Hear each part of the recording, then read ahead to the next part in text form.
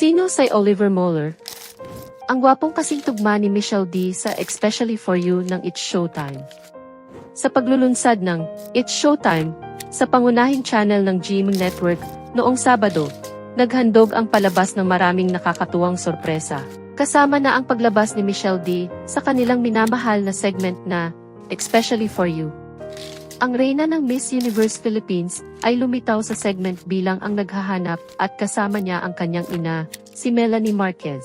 Sa panahon ng segment, pabor ni Michelle's mom, Melanie Marquez, si Oliver Mueller, isang kilalang abogado mula sa Cebu, sa 3 kandidato.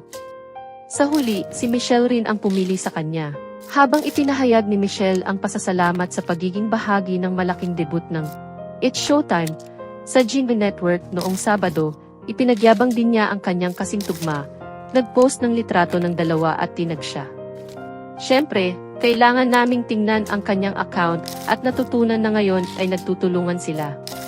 Narito ang 5 bagay na natutunan namin tungkol sa 32 anyos na abogado na may kahawig na hitsura ni Piolo Pascual. Isang abogado mula sa Cebu. Ipinanganak at lumaki sa Cebu, si Oliver ay isang abogado na galing sa lungsod ng Lapu-Lapu at kasalukuyang nagtatrabaho sa Amlao. 2. Isang abogado mula 2017. Si Oliver, na ang tunay na pangalan ay Julius Oliver Mueller, ay kasama sa 3,747 na pumasa sa 2016 na bar exams na pinatatalima sa opisina noong 2017. Sa Instagram, nagpost siya ng litrato kasama ang kanyang mga magulang sa kanyang panunumpa na nakahugo boss suit. Tunay nga namang mainit ang kanyang pananamit. 3. May master's degree mula sa Australia. Isa sa kanyang mga credentials ang kanyang master's mula sa Queensland University sa Australia na kanyang nakuha noong 2019. 4. Isang sporty guy siya.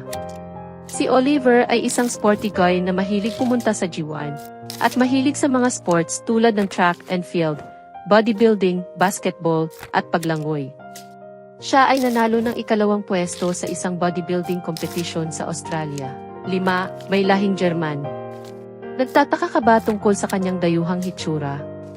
Lumabas na may lahing German siya. Mayroon siyang lahi ng German mula sa panig ng kanyang ama at nagdadala pa ng 2 pasaporte.